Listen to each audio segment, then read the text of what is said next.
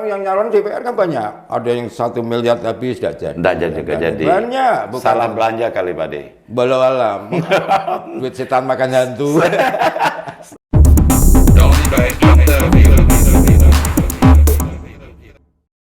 Halo semua, Assalamualaikum warahmatullahi wabarakatuh. Salam sejahtera buat Anda semua. Saudara, dalam rangka menyambut pemilu atau pesta demokrasi tahun 2024 nanti, Dori by Interview sengaja memberikan ruang, kesempatan dan waktu bagi teman-teman, bagi sahabat, bagi senior yang ingin tampil sebagai kontestan, apakah itu sebagai calon anggota legislatif pusat, ya DPR RI, provinsi, kota, kabupaten, ya ataupun DPD RI. Mari kita bersama-sama berdiskusi di sini untuk menyampaikan aspirasi atau visi misi atau apapun unek-uneknya sehingga masyarakat makin mengenal. Insya Allah. Karena apa? Dunia medsos ini sudah tidak bisa dibiarkan begitu saja, Pak De. Banyak sekali para kontestan politik ini pandai memanfaatkan itu, dan itu memberikan keuntungan tersendiri. Di samping tentu memang harus terjun langsung ke masyarakat. Saudara sekalian, hari ini di studio kita hadir Pak Sri Sapto Edy, Insinyur Haji Sri Sapto Edy MTP. Saya udah kenal lama dengan beliau dan udah terbiasa manggil Pak D nih. Nah, saya panggilan Pak D aja, Pak D. Pak D Sapto Edy ini mantan Kepala Dinas PUPR Kabupaten Tebo, kemudian pernah mencalonkan diri sebagai bupati. Wakil bupati. Oh, wakil ya, wakil bupati. Menang tapi kalah lagi. Iya, dan belum nasib ya. Dan luar biasanya beliau di usia barangkali sudah 60-an ya. 60-an masih terus bersemangat untuk ikut tampil di kancah politik praktis ini. Dan katanya ini kita akan tanya-tanya apakah betul atau tidak 2024 nanti pada pilkada pemilihan Kabupaten Tebo beliau akan tetap tampil. Insya Allah. Dan hari ini saya lihat di media sosial kegiatan beliau, loh kok jadi caleg gitu. Nah ini apakah memang tidak jadi calon bupati lagi atau fokus menjadi calon anggota legislatif? Pak D Sapto Edy, apa kabar ini? Lama udah bertemu. Kita bercakap Tebo juga dikit kan. Lama udah bersuara. Pak D, saya lihat Pak D sekarang memang fokus untuk nyalon anggota DPRD provinsi atau calon bupati Tebo ini? Ini sudah pakai baju Partai Gerindra. Terima kasih. Assalamualaikum warahmatullahi wabarakatuh, sahabat-sahabat sekalian, saudara-saudaraku dimanapun saat ini berada, terutama untuk Bungo Tebo. Kami, Pak Udori, sebetulnya ya sudah pensiun lah, ya sudah istirahat. Pensiun kerja. Iya, pensiun kerja. Ternyata kawan-kawan di lapangan, khususnya untuk wilayah Tebo, itu menginginkan saya untuk maju. Karena dulu menang maju.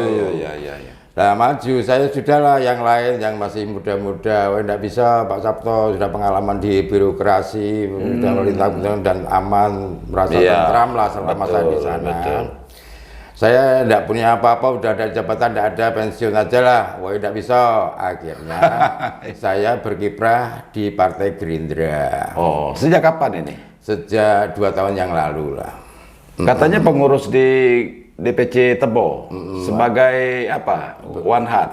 Di Gerindra saya sowan ke rumahnya Pak Sultan Adil Hindra sebagai Ketua DPD Provinsi Jambi dari Partai Gerindra, disambut dengan hangat. Terus beliau antusias, Pak Sapto langsung pimpin Ketua Dewan Penasihat Partai Gerindra untuk Kabupaten Tebo. Oh Dibuatlah SK untuk sebagai Ketua Dewan Penasihat. Alhamdulillah, terima kasih pada Pak Sas. Terus saya kan pengennya untuk Bupati Tebo Pak. Gitu. tetap untuk Bupati Tebo ya. Nggak bisa harus calon DPRD provinsi dulu. Gitu ya. Sambil melihat sejauh mana ini bisa meningkatkan kursi DPRD Tebo atau meningkatkan kursi DPRD provinsi untuk partai Gerindra dari Dapil Bungo Tebo. Akhirnya kami untuk sementara ini mencalonkan diri sambil melihat kursi atau suara Partai Gerindra naik signifikan enggak selama saya duduk di pengurusan Partai Gerindra Kabupaten Tebo.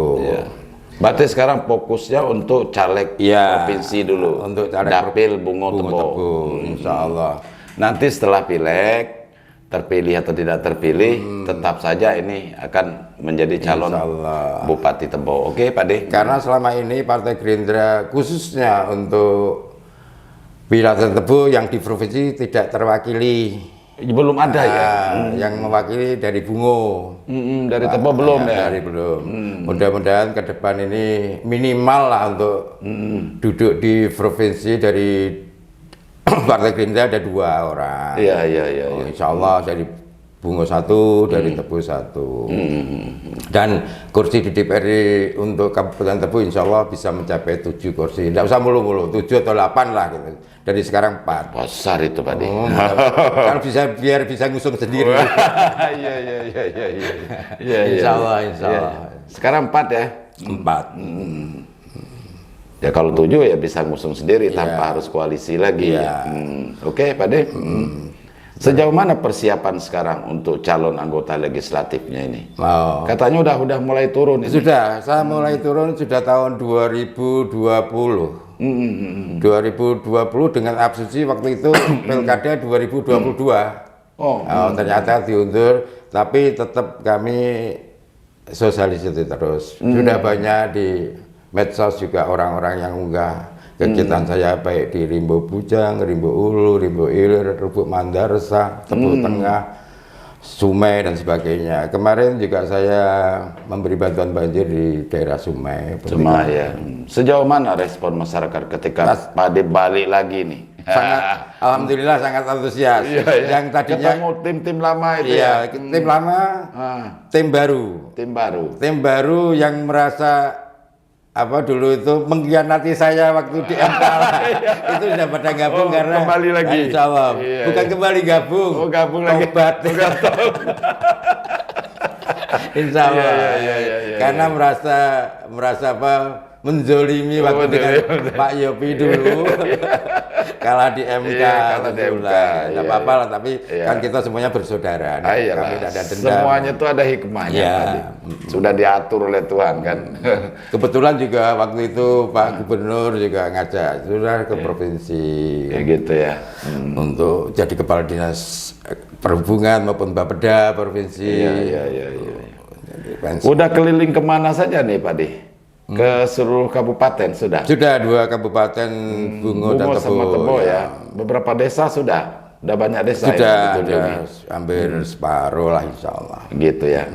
Oke Pak De, bicara masalah turun ke masyarakat, tentu Pak De melihat ini secara objektif apa yang terjadi khususnya di masyarakat Tebo ini. Nah, Tebo hari ini menurut pandangan Pak De itu seperti apa Tebo hari ini? Tebo hari ini ada kemajuan sih, tapi tidak signifikan, belum signifikan. Maju dari segi apanya nih? Dari fisik maupun sosial. Contoh, ya kan, untuk 2 jalur jalan sudah lumayan walaupun yang khusus di kota Tebo Tengah. Di Rimbo Bujang. Sampai ke arah perkantoran itu ya. Hanya saja untuk jalan-jalan provinsi, Padang Lama, Lakpon Somil, jalur Simpang Niam, Merlung, maupun nanti Jalan Betung, sampai itu kan tembus bisa ke Kuamang Kuning maupun ke Hitamulu. Itu kalau jalan-jalan yang menghubungkan jalan nasional ke nasional, contoh Padang Lama, insya Allah nanti kami usulkan juga jalan nasional, karena kan Mas Raya kan tembusnya. Tembus sudah Mas Raya. Dari lintas Bungo, Jambi Bungo, nasional. Padang Lamo itu jalan lama ya, sudah zaman Belanda dulu, terus tembus ke Damas Raya kan nasional lagi tembusnya. Ada sekitar 125 kilo kali ya. Yang milik Tebu ya sekitar. Dari Tebu Tengah ya. Ya, dari Tebu Tengah. Terus Lubuk Mandarto yang Simanglingan karena nanti dilewati jalan tol. Iya. Mari Merlong interchange sampai ke Simanglingan insya Allah di beton atau di aspal. Aspal ya. Insya Allah. Oke Pak De, bicara Jalan Padang Lamo. Nah ini memang sangat strategis ini isunya selama ini. Hampir setiap pilkada provinsi ya, pilgub, pemilihan bupati, pileg segala macam, ini selalu menjadi objek jualan, jualan kampanye lah gitu. Nah, tapi kenyataannya sampai hari ini belum terrealisasi secara maksimal. Menurut Pak De ini di mana ini salahnya? Sebetulnya itu hanya niatan aja, political will pemerintah, pimpinan. Kalau mau lah. Paling ya 300 miliaran lah selesai. Tinggal ini aja kan. Insya Allah. Gampang itu. Padahal ini jalan sangat strategis. Strategis karena dari kan, historinya, potensi daerah ya. Pak De bilang tadi historinya itu jalan zaman pemerintah Belanda. Iya. Badan jalan sudah lebar sekitar 25 meter, tinggal paling aspal 6 meter atau 7 meter sama parit lancar. Dan ini bisa merangsang pertumbuhan ekonomi di sekitar itu. Nah, terus persoalan lain apalagi ini Tebo? Ya, jadi yang tidak apa katanya tidak signifikan itu di mana? Nah itu ke timpangan pembangunan antar wilayah. Jadi di mana wilayah yang dikuasai waktu itu daerah-daerah pemimpinnya, dengan daerah-daerah dusun, itu belum seimbang. Padahal kalau untuk daerah-daerah dusun di Kabupaten Tebu, paling kalau jalan itu 1 kilo 2 kilo. Tidak ada banyak sebenarnya. Iya, ada banyak. Pinggir sungai muter, Sungai Batanghari itu kan. Insya Allah lah. Lagi pula kan tentu apa namanya etalase daerah Tebu, mulai dari Sungai Bengkal nanti sudah cantik ke lorong aspal, ada banyak sampai ke Sungai Alai. Jadi untuk etalase Tebu maju gitu kan. Terus di samping itu juga infrastruktur juga lain-lain, sosial juga, budaya, agama, pertanian, perkebunan karena masyarakat banyak petani di sana. Nah, kalau dari segi pertanian bagaimana Pak De? Pertanian nanti yang kepotensi untuk irigasi untuk sawah-sawah kita kembangkan untuk sawah, untuk pangan. Karena banyak memang lahan-lahan tidur ya belum tergarap, terutama persawahan ini. Merata itu, hampir merata di sini ada sawah. Memang dia dikerjakan saat-saat jadi tak ada hujan. Ya, sifatnya. Seperti di Pagar Puding. Pagar Puding udah lumayan ada irigasi. Tapi separuh ya. Dan banjir. Sejak zaman Pak Zulkifli Nurdin dulu almarhum gubernurnya itu. Insya Allah kami tidak banyak janji tapi pengen membuktikan aja nantinya. Gitu ya. Soalnya kami ya gimana kalau janji-janji nanti tidak ditepati. Ya setidaknya kan Pak De sudah melihat ini persoalannya. Zaman Bapak Abdul Majid Muas menjadi pimpinan saya dulu sudah saya sering keliling dengan beliau, keliling selama turun di lapangan Pak Majid Muas selalu mengajak saya, jadi saya hafal dari ujung Teluk Lancang sampai Teluk Rendah. Iya, tahu persis. Lancar tiang tenaga. Insya Allah. Iya. Kalau dua jalan ini memang jadi bagus, jalan Padang Lamo, kemudian jalan Simpang Niam tembus ke mana ke Lubuk Kambing. Wah ini luar biasa nih Pak De. Pak De melihat potensi apa di situ? Perkebunan kelapa sawit Pak. Gitu ya? Melimpah ruah. Cuman sayangnya sebagian tanah masih merupakan APL, area penggunaan lain atau HP second lah istilahnya. Iya. Insya Allah kami usahakan ke Kementerian Kehutanan nantinya untuk bisa dikoordinasikan. Soalnya daripada mengadakan transmigrasi biayanya terlalu mahal. Iya kan? Ini kan sudah ada rumah, sudah jalan, jembatan sudah kami bangun dulu zaman Pak Majid Muas. Iya. Kalau Bungo apa persoalannya? Hampir sama aja, infrastruktur itulah. Jalan-jalan ke desa, jalan listrik, trafo kurang, terang, air bersih untuk daerah-daerah tertentu. Iya. Irigasi. Ini yang paling mendasar persoalan infrastruktur jalan, Pak De. Ya. Kalau listrik, penerangan di Tebo kan juga masih kurang, Pak De. Ya, tapi listrik akan ditangani PLN. Dulu memang ada Pemda nganggarkan zaman Pak Majid Muas dulu memang untuk listrik pedesaan diusahakan, tapi sekarang sudah ditangani PLN murni, sehingga kita hanya mengusulkan sifatnya. Ada listrik pedesaan, ada listrik tegangan rendah maupun tegangan tinggi. Itu kayak di Serai Rumpun SP7 kemarin juga mengadukan lampunya burem gitu kan. Jadi mungkin overload antara trafo tegangan rendah.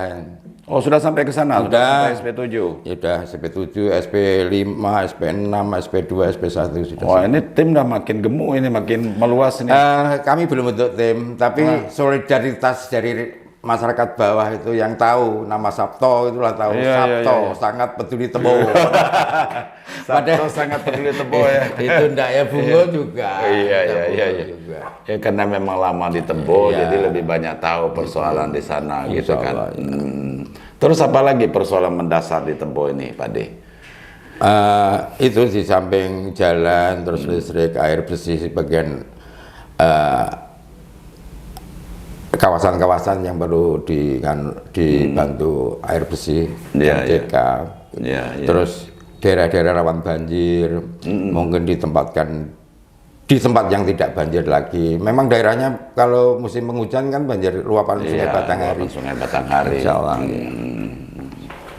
Kalau dari sektor perkebunan, masih adakah lahan yang tersisa untuk masyarakat berkebun sawit misalnya? Karena ini masih sebetulnya kalau sudah kita, banyak habis katanya. Ya habis, tapi sebetulnya masih kalau besar. Kalau nanti begini kan ada usia hak guna usaha suatu perusahaan. Kemungkinan untuk yang lalu-lalu itu usianya cuma 30 sampai 35 tahunan.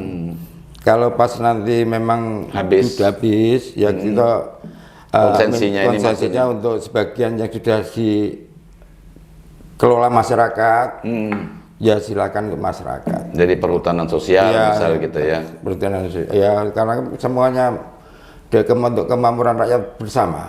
Iya, kita melihat kan pertumbuhan penduduk untuk Kabupaten Tebo lah khususnya ya. Ini kan luar biasa ini. Terutama saudara-saudara kita yang seperti dari Rimbo Bujang, ini kan anak-anak mereka juga butuh lahan. Belum lagi masyarakat di aliran Sungai Batanghari. Sementara kita tahu konsesi lahan selama ini udah habis semua oleh perusahaan-perusahaan HTI, perkebunan karet, perusahaan besar semua gitu kan. Nah, masyarakat ini makin kehilangan lahan, tanah di negerinya sendiri untuk bertani, untuk berkebun. Barangkali itu mungkin yang menjadi PR terberat juga, Pak De, untuk memperjuangkan itu. Iya, untuk yang anak-anak muda sekarang kita perlu didik sumber daya manusianya. Terutama untuk skill pengetahuan dan attitude. Misal karena tanah kan semakin lama semakin sempit. Tetapi kalau kita skill, jadi dari hulu sampai hilir bisa dikerjakan oleh putra-putra kita sendiri, putra-putra Tebo maupun putra-putra Bungo. Insya Allah kami juga nanti akan membuka peluang untuk meningkatkan sumber daya manusianya, terutama untuk yang skill. Yang pintar listrik lah, yang pintar motor mobil, keterampilan sekolah mau S1 S2 silakan. Tapi kalau lulus ya balik lagi lah ke daerah. Artinya bagaimana caranya menciptakan tenaga siap pakai gitu kan. Jadi karena lahan tadi sudah sempit. Contoh kan Singapura tidak punya sumber daya alam yang memadai, tapi bisa makmur lah negaranya. Tapi kan dia memang daerah dermaga pinggir laut. Tapi kan teknologi itu. Sumber dayanya sumber daya manusia, teknologi. Dikuasai. Pak De, ini bicara pileg ini nanti. Apa strategi Pak De untuk bisa meraih kursi di provinsi ini? Strategi saya hanya silaturahmi, Pak. Tidak banyak uang, saya tidak mau membeli suara, tidak memberi uang pada masyarakat, tetapi membeli suara maksudnya. Enggak mau. Kalau mau milih ya ayo, tidak. Tapi kita pendekatan kekeluargaan silaturahmi. Nothing tulus saja. Nothing tulus. Saya sendiri kan mau milih presiden, mau milih gubernur, mau kan dibayar. dapat mau kaos, mau kaleng. Nah gitulah kira-kira. Tetapi dengan niat baik kita, insya Allah akan membukakan hati. Gitu, karena kita sifatnya untuk ibadah. Sisa-sisa akhir umur ini, Pak. Iya, Ibadah, benar. bukan untuk apa-apa, enggak. Iya. Karena permintaan sebagian masyarakat yang dulu pernah menggebu-gebu membantu saya, Yopi Sabto dulu menang tapi kalah. Ya insya Allah. Ya, tapi kan mohon maaf Pak De, tidak semua masyarakat sama pemikirannya seperti itu. Ada juga kan, bahkan mungkin lebih banyak nanti ini. Enggak, jadi Masyarakat begini, lebih mengutamakan uang baru ada suara. itu pendidikan tidak baik bagi anak cucu. Iya. Anak cucu kita jangan dididik untuk money politics. Soalnya nanti anak enggak mampu, tapi dia cerdas, pinter, ya. Mau nyalek, wah aku enggak punya duit, jangan. Mau nyalek kades, mau nyalek apa, enggak boleh. Tapi dibentuklah komunitas silaturahmi berbaik. Tapi ada juga kan caleg yang masih seperti itu Pak De. Tapi kan diambil duitnya belum tentu dipilih. Iya. Contoh banyak. Pada akhirnya nanti yang terpilih malah yang banyak uangnya. Enggak juga. Maka jangan dilatih itu. Akhirnya nanti anak-anak bunga tebu tidak bisa jadi yang jadi yang punya duit-duit. Yang kita khawatir makin lama ya Enggak, jangan. tidak berkualitas Ya, wakil-wakil akhirnya punya duit ya. Jadi pimpinan. betul-betul memang kita itu didik anak cucu untuk tidak main duit. Mau pilih jabatan tidak usah duitan. Memang potensi sesuai dengan peraturan yang berlaku, ya kan. Kalau uang tetaplah Pak De, biaya prosedur. Nah, uang itu cukup untuk konsumsi kalau sosialisasi, bukan untuk membeli suara gitu ya. Untuk bayar saksi. Serangan pajar gitu. Loh, kalau dipikir nanti ada 238 pemilih, tapi yang milih katakanlah 200.000 ya, penduduk. Katakan dengan bunga 400.000 yang pemilih, yang datang di TPS itu loh. Kalau mungkin jumlah pemilih ada yang beri 500.000 lah, 2 kabupaten. Yang sanggup bayar 50.000 kan 500.000 itu siapa? Anggaplah hampir 100.000, ya kan? Hampir berapa miliar itu? Kan enak ditabung, ungkang-ungkang, enggak ngurus. misal, lebih baik untuk usaha, bisa merekrut tenaga kerja. Itu. Kalau terus dia mikirnya balikan korupsi, nanti ditangkap KPK. Tangkap jaksa, tangkap itu malah repot. Nama baik jadi hilang. Insya Allah, insya amanah. Dari dorongan keluarga bagaimana sekarang? Kalau keluarga saya ini kebetulan keluarga saya tinggal 2, saya sama istri. Maksudnya anak saya satu di Jakarta di PT Medco, alumni ITB, Teknik Lingkungan ITB. Yang 2 dari Teknik Informatika, S2 UDIP. Yang 3 ini dokter, di sinilah. Sebentar lagi insya Allah. Kau tugas di Tebo kan? Enggak, di Kota Jambi. Oh, Kota Jambi. Ya, insya Allah. Menantunya juga dokter dari asli Pulau Temiang malah. Jabat ada Tebo. Berarti udah menantu orang Tebo ya? Iya, dokter juga. Juga di Damas Raya. Artinya memang tidak banyak lagi beban gitu ya? Enggak, jadi kami ini niatnya pertama memang untuk membangun masyarakat. Membangun masyarakat. Kedua, kalau saya tidak maju, misalkan nanti akan terjadi kesenjangan sosial karena akan terjadi kerajaan-kerajaan yang terus menerus. Nah ini menarik ini. Terjadi konflik sosial lebih mahal biayanya pemerintah nanti. Konflik horizontal. Konflik terus mesti itu. Karena kesenjangan tadi gitu ya. Kesenjangan terus.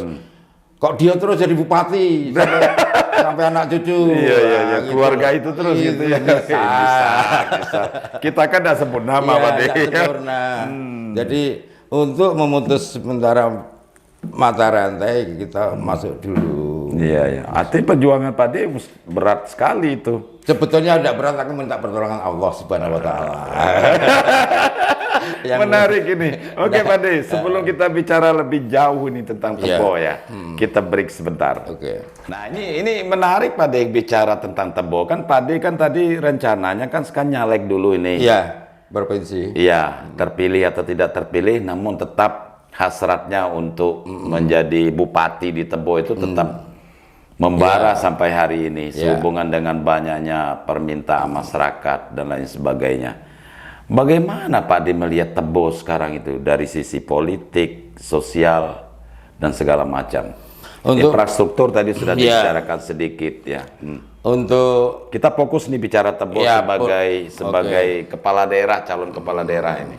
Untuk politik sebetulnya adem-adem aja. Untuk Tebo wilayah baik dari tokoh-tokoh politik yang ada di partai-partai seperti Pak Ide dari Demokrat, Pak Wartono dari PDIP, mungkin Pak Kalis dari Golkar, Pak Subhan dari P3, PAN Pak Hamdi, sebut Pak Hamdi. Ya, biasa. Nah, rukun lah, ada tetap kondusif ya. Kondusif untuk politik. Untuk sosial yang kadang ada kecemburuan sosial. Jadi kecemburuan sosial baik itu kemarin saya di Lubuk Mandarsa, mau di Serai Serumpun maupun di Rimbo Ulu sendiri. Itu ya Rimbo Ulu daerah perbatasan minta kalau kurang diperhatikan. Terus Rimbo Ilir jalan blok B perbatasan dengan Badeko kurang perhatian juga. Ya terus jalan-jalan yang dulu ditinggal Pak Majid seperti jalan kilometer 12 sampai ke Bungkal sampai ke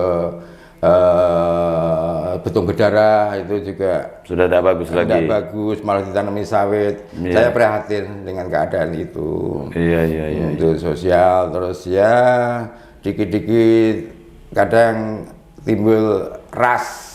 Ya dengan datangnya kami lah sudah kalau Pak Sabto kan walaupun nganu Jawa tapi di Tebo gitu. Jawa lebih cinta Tebo gitu ya. Sebenarnya imbang lah semuanya cinta. Ya masyarakat Tebo. Soalnya saya dulu awalnya datang ke sini itu tahun 85 sebagai pembina transmigrasi. Wilayah Rimbo Bujang, Rimbo Ulu, Rimbo Ilir. Zaman camatnya Pak Abdul. Jadi Pak Ade memang tahu persis ya. Ya, yang sepuh-sepuh tahu. Kalau dulu manggil saya ya itu bukan Pak Sabto, Pak Edi. Edi suntik sapi. Itu sejarahnya. Terus 2006 diajak Pak Majid Muas untuk di Tebo kembali. Jadi yang Pak Ade maksud tadi kesenjangan sosial itu di mana? Antara kawasan yang kita sebut ya kawasan transmigrasi Rimbo Bujang dengan kawasan yang dihuni oleh penduduk aslinya gitu. Perkampungan ini aliran Batanghari ini. Insya Allah ke depan kalau memang amanah diturunkan kami akan seadil-adilnya bermusyawarah dengan masyarakat dengan skala prioritas tentunya. Tapi untuk memutus mata rantai seperti yang Pak Ade bilang tadi, itu kan kerja berat Pak Ade. Sebetulnya enggak berat. Luar biasa Pak Ade. Enggak berat, saya enggak berat. Lebih senior, lebih pengalaman. Tapi kalah di duit. Nah itu persoalannya. Karena yang Pak Ade bakal hadap ini ya bukan berarti menafikan. Kita kan saya enggak tahu kemampuan finansial Pak Ade ya. Tapi kan yang kita lihat sekarang ya kelompok yang ex-penguasa yang ingin kembali berkuasa ini kan memang uangnya udah banyak Pak Ade. Iya kan? Ya, tapi bikin kan pesta rakyat aja udah luar biasa itu. Ya, betul Pak. Iya kan? Ya. Di tengah masyarakat yang hidupnya prihatin malah bikin pesta rakyat luar biasa. Mendatangkan artis ibu kota sekian banyak gitu kan. Iya, betul memang. Nah, ini Pak Ade menghadapi ini nih. Enggak apa-apa. duit itu tidak segalanya. Duit penting, memang penting. Tapi tidak segalanya. Karena hati nurani orang nanti digerakkan oleh Allah. Itu Sabto yang saya kasihan dulu kamu pengkhianati. Tobat, duit ambillah gitu. Kan dikasih. Ya tapi kan hanya sekian persen Pak Ade. Kan masih banyak ini yang harus Pak Ade. Enggak. Nah, nawa itunya kita beribadah insya Allah. Gitu ya. Betul. Ini kami untuk pelajaran anak-anak muda. Jadi janganlah suka main-main duit, terutama untuk money politik. Lebih bagus disantunkan ke fakir miskin, anak yatim, keluarga sendiri, tetangga-tetangga yang tidak mampu, yang sakit, yang tidak bisa bayar SPP. Betul. Kalau pengalaman kawan-kawan yang banyak duit tidak jadi, Nah, walau alam itu betul. Kawan-kawan yang nyalon DPR kan banyak. Ada yang 1 miliar habis tidak jadi. Tidak jadi. Banyak. Salah belanja kali Pak De. Walau alam. Duit setan makan hantu. Strateginya mungkin kurang pas bagaimana mengelola keuangan ini. Kawan-kawan terutama di Gerindra itu memang tidak banyak duit jadi. Yang jadi ini tidak banyak duit. Tidak ada pengusaha, tidak ada kontrak. Berarti ada strategi khusus. Iya, karena silaturahmi berbanyak. Gitu bergaul dengan masyarakat sebaik mungkin. Iya. Betul, boleh cek dari Gerindra. Bukan kita mengagung-agungkan Gerindra. Mungkin Pak Prabowo presiden nanti. Ya sah-sah saja silakan Pak De bicara itu ya. Yang penting jangan mengkaderkan partai lain. Kami enggak. Semuanya bersaudara Pak. Iya. Jadi cita-cita saya dulu itu Pak Prabowo presiden, Pak Sah DPR RI. Nanti gubernurnya dari Gerindra, bupatinya Gerindra, DPR-nya Gerindra, lengkap. 2024 jadi, gampang untuk pembangunan daerah. 2024 ke depan. Diborong semua itu berarti.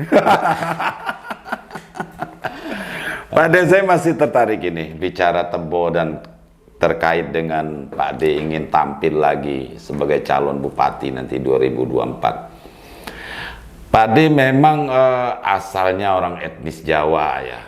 Tetapi memang lebih cinta Tebo kan gitu. Nanti pasangan Pak De dari mana coba? Insya Allah putra daerah Tebo Pak. Putra daerah. Kan Pak De tidak mewakili ekstransmigrasi ya. Enggak, tapi kami kan sangat signifikan. Betul, nasionalis. Untuk Rimbo, waktu saya dengan Pak Yopi dulu, Rimbo Hulu menang, Rimbo Hilir menang. Yang kalah dari Rimbo Bujang, seluruh kecamatan menang semua. Yang di luar itu. Itu pakai ulang. Jadi saya menang 7.200-an kalau tidak salah waktu itu. Menang. Cuman yang digugat di MK. Tapi kan kasihan Pak Hakimnya masuk penjara seumur hidup. Dosa. Kuala gitu ya. Iya Pak Akil Muhtar ya. Maaf aja Pak Akil. Ya tapi kan kita tidak tahu dia masuk karena ini atau karena yang lain gitu. Ya pokoknya sama itu Brentet kan. Brentet. Iya gitu ya. Berarti ngambil putra daerah. Iya. Putra aliran Batanghari gitu ya. Ya kita kan bicara kalkulasi, pemetaan politik ya, bukan berarti bicara primordial yang sangat sempit pemikirannya. Dengan harapan Jawa atau bukan Jawa sama. Sama bagi saya sama, cuman kita kan jembatan seperti konflik sosial tadi ke depan. Jadi syaratnya tadi orang Tebo yang kalau bisa punya partai. Punya duit untuk operasional dewe jadilah. Oh gitu ya. Iya. Ya kan? Punya partai maksudnya ada dukungan partai buat dia. Bapak. Terus tidak bisa amanah maksudnya dengan masyarakat. Kalau sudah jadi bapak itu kan ngayomi. Ngayomi. Tidak main-main cangok lah istilahnya itu. Memang melayani masyarakat sebagai pemimpin itu bukan mau dilayani. Cangok itu bahasa Jambinian tuh Pak, tidak serakah gitu ya. Jangan serakah. Kalau sudah kan saya sudah jadi wakil maupun bupati kan difasilitasi negara. Gaji utuh, makan diopeni, mobil ada, satpam ada. Semuanya disiapin. Untuk apa lagi gitu loh. Makanya ada wakil bupati mengundurkan diri karena tidak ada kerja katanya. Tidak mau nerima hal yang gratis saja. Kayak gitulah ceritanya. Makanya tidak usah banyak-banyak pengeluaran untuk yang tidak perlu. Maksudnya money politik itu tidak usah lah gitu. Kalau memang tidak perlu Pak minta untuk pulsa ya kasih pulsa berapa lah, minyak habis, tim operasional kasih, tapi nggak berlebih-lebihan. Pak De sekarang kan makin populer istilah politik identitas. Menurut Pak De di Tebo itu bisa terjadi tidak seperti itu? Bisa aja terjadi kemungkinan kelompok-kelompok tertentu, etnis, suku bersatu dia untuk menang. Bagaimana caranya untuk bisa masuk ke dalam itu, memutus mata rantai seperti Pak De bilang tadi? Apa strateginya? Strateginya kita tetap silaturahim seluruh etnis Pak. Silaturahim saja. Silaturahmi aja. Jadi pengalaman saya di lapangan selama kemarin 20 hari, yang kemarin ini sebelum puasa 21 hari, 3 minggu. Di lapangan mau tukang ojek, mau petani, mau masyarakat desa antusias. Antusias. Saya tidak ngasih apa-apa. Cuman konsumsi wajar lah. Iya, iya, iya. Paling untuk karena dia ndak nyadap, ndak deres, ndak apa sawit, ya ada sekitar itu uang minyak aja. Ndak itu aja ndak. Iya, iya, iya. Tapi dari corong kemana-mana itu. Iya, iya, iya, iya. Hanya kalau untuk nanti Pak kami punya 200 keluarga, kami milih Bapak minta sekiranya enggak. Kalau milih ayo enggak ya sudah. Iya, iya. Betul. Karena kami niatnya niat beribadah untuk memang memajukan daerah Tebo, karena tahun 85 dulu saya tugas di situ merasa terpanggil lagi, dan kawan-kawan yang dulu dukung juga minta untuk maju Pak, asal Bapak punya partai aman lah, partai wale Pak. Iya, diminta partai, masalah yang lain-lain nanti kami lah Pak gerak, dan perlu duit Bapak gitu. Wah, luar biasa itu Pak. Ya karena permintaan dia sangat merindukan, dia mungkin tahu selama saya dengan Pak Majid 7 tahun di Tebo, mungkin tahu kan reputasi kan tahu, sepak terjang saya sama sana dari mulut ke mulut kan jadi tahu semua. Artinya banyak bermimpi bagaimana seorang Sabto Edy menjadi Bupati Tebo ke depan gitu kan. Insya Allah ya. Mudah-mudahan Allah meridhoi. Iya. Artinya tetap saja harus menyiapkan amunisi. Tetap, aku duit itu penting tapi tidak pokok. Iya. Iya. Pasti ini kerja berat Pak De. Ya, nah kan ada tim, maksudnya tim nganu ada. Kan kalau kerja sendiri ya tidak bisa. Kan ada di desa ini ada, di desa jangankan sampai TPS pun ada. Iya, iya, iya. Untuk nanti melihat hasil C1-nya di TPS itu. Apa kesan Pak De selama ini terhadap masyarakat Tebo itu? Ya, dia merasa karena sebegitu cintanya dengan Tebo. Temu kangen Nian. Jadi pada marah kalau saya tidak mampir atau tidak ketemu itu marah, telepon Pak nggak mampir gini ya. Waduh Bu, apa maaf karena sudah mau maghrib ini terkejar waktu. Itu semua etnis ya? Iya, semua etnis. Mau Tapanuli, mau Padang. Iya. Gitu. Ada kok videonya, ada, nggak omong kosong, video asli. Iya. Bukti-bukti itu. Iya. Sekarang apa yang ingin Pak De sampaikan ke masyarakat Tebo nih terkait dengan pencalonan Pak De nanti sebagai Bupati Tebo? Enggak, untuk Bupati ini konsentrasinya ke legislatif dulu. Untuk kawan-kawan seluruh saya semua yang ada di Kabupaten Bungo Tebo, yang sudah mengenal Sri Sabto Edy, untuk pesan saya perbesarlah untuk mohon untuk Presiden RI pilihlah Pak Prabowo. Iya. Untuk DPR RI Pak Sultan Adil Hindra. Iya. Untuk gubernur belum ada calonnya ini. Maksudnya belum ada yang muncul. Oh gitu. Cuman angin-angin aja Pak Aris apa Pak Romi kan. Iya. Mungkin biarlah dulu ya. Kita pending dulu itu ya. Belum ya. Terus untuk DPR di Provinsi Dapil Bungo Tebo, kawan-kawan di Bungo Tebo, Sri Sabto Edy, Insya Allah amanah untuk wilayah Bungo Tebo. Bunga Tebo aja tapi Bungo juga. Karena saya dulu waktu tahun 85 masih bekerja di Dinas Peternakan Bungo Tebo, cuman ditugaskan di Rimbu Bujang. Rimbu Hilir, Rimbu Ulu. Iya. Terus untuk kabupaten ya pilih di daerah masing-masing untuk Partai Gerindra, bantulah. Carilah ya caleg-caleg dari Partai Gerindra di sana ya. Insya Allah diharapkan nanti seperti Bungo, Ketua DPRD sudah dari Gerindra. Bu Jumiati. Untuk Tebo insya Allah ke depan juga dari Gerindra. Begitu ya. Mudah-mudahan ya. Bisa naik dengan masuknya saya di Gerindra. Iya. Itu harapan kami. Iya. Allah mengabulkan ya Allah. Amin. Ada lagi yang lain Pak De yang ingin Pak De sampaikan sebelum kita closing, atau mungkin kita tambah sedikit lah ini. Apa? Bagaimana Pak De melihat Jambi? Nah, hari ini, Jambi hari ini. Jambi sebetulnya ada solusinya, itu yang ributkan viral batubara. Sekarang ada Bupati Tanjung Jabung Timur mau ngusir Petro Cina. Iya. Udah kesal betul kayaknya itu. Tapi sebetulnya bisa dibicarakan di tingkat pusat. Iya. Ya, kalau untuk Petro Cina. Terus batubara ini dulu dengan Pak Pak Gubernur, Pak Hasan Basri Agus, kami sudah outbreaking di Bungku. Oh ya. Jadi bulian, masuk bulian itu ya. Iya. Bulian. Outbreaking tahun 2015 waktu saya kepala dinas perhubungan. Nah, saya juga ngasih sambutan waktu itu dengan panjang sekitar 135 atau 15 km dari Bungku sampai ke depan Unja. Sudah master plan-nya sudah ada semua waktu saya di Bepeda itu. Tapi pergantian gubernur tidak jadi dilanjutkan. Kan Pak Gubernur selesai. Iya.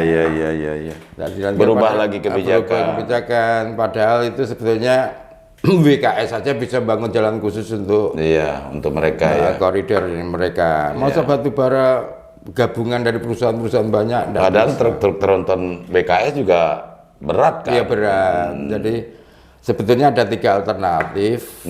Jalan khusus batu bara.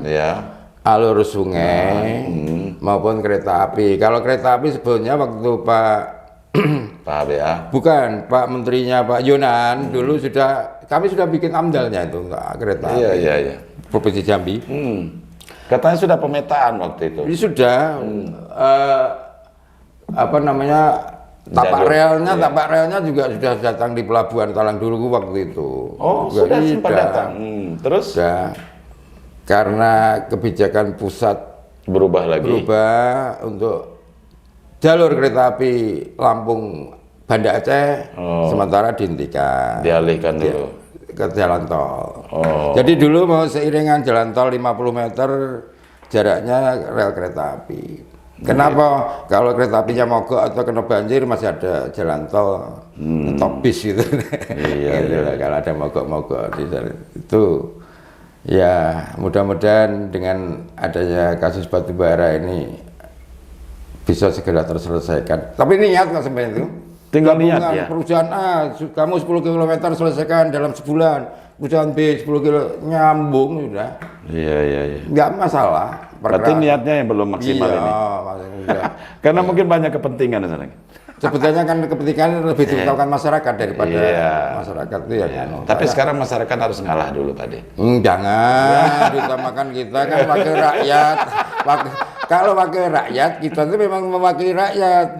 Kalau sudah jadi DPRD, kawan-kawan yang nyalon jadi jangan sombong, tutup kaca, tidak butuh sapa, tidak butuh salaman. Kamu itu wakilnya rakyat. Tapi sekarang katanya rakyat harus mengalah. Tidak bisa. Kepentingan investasi pengusaha. Kedaulatan ada di tangan rakyat. Kalau tidak ada rakyat tidak pilih, tidak terpilih. Betul. Berarti tinggal rakyat sekarang yang menilai, Pak De. Bukan saya mau nyalek terus nganu, ndak. Memang gitu logikanya. Kita untuk rakyat. Jangankan anggota dewan. Kalau jadi kepala dinas apapun kemarin yang kesamban aja biasa-biasa aja. Mau LSM, wartawan. Makanya kesederhanaan Pak De itulah yang sampai sekarang masih tersimpan baik di memori masyarakat Tebo kan. Iya. Yang mau dibanggakan nopo? Iyalah. Mati tidak dibawa juga. Harta. Hanya di dunia ini, Pak De ya. Sementara. Oke, Pak De, tidak ada lagi yang ingin disampaikan? Tidak ada. Terima kasih. Salam hormat bagi kawan-kawan semua yang melihat video demo Mas Dor ini. Betul, Mas Dor ini juga dari Pagar Puding katanya. Orang Tebo kan. Bukan KKN. Itu Pak Kades, Pak Oi. Itu adik saya itu. Oke, Pak De, terima kasih atas kesempatannya untuk datang ke studio kita yang panas ini, sederhana ini. Mudah-mudahan hati kita tetap sejuk, Pak De. Amin. Bagaimana memikirkan Jambi ke depan ini makin baik, terutama daerah kita Tebo yang perlu memang mendapat perhatian serius. Bagi kawan-kawan calon anggota legislatif dari partai apapun, mulai dari DPRD, provinsi, DPR RI, kabupaten kota, calon DPD RI, silakan kita berbagi di sini. Mudah-mudahan masyarakat bisa memberikan apresiasi atau penilaian lebih positif dan ke depan Jambi makin memiliki wakil-wakil rakyat yang amanah, yang berkualitas tentunya. Terus saya pesan kawan-kawan yang masih setia kepada kami Sri Saptedi, tetap walaupun di lapangan itu nanti menyuarakan untuk Sri Saptedi harus beradab, santun, sopan terhadap siapapun. Jangan mudah terpancing sama ejekan-ejekan kawan. Semua itu saudara kita, baik segala macam partai, etnis, gitu. Jangan. Tetap saya pesan untuk santun, beradab. Itu yang paling utama. Semua saudara kita. Terima kasih. Assalamualaikum warahmatullahi wabarakatuh. Waalaikumsalam warahmatullahi wabarakatuh. Oke, saudara sekalian, sekali lagi terima kasih atas segala perhatian Anda. See you the next video. Jangan lupa subscribe. Wassalamualaikum warahmatullahi wabarakatuh. Terima kasih Brambun. Iya, Apa nih?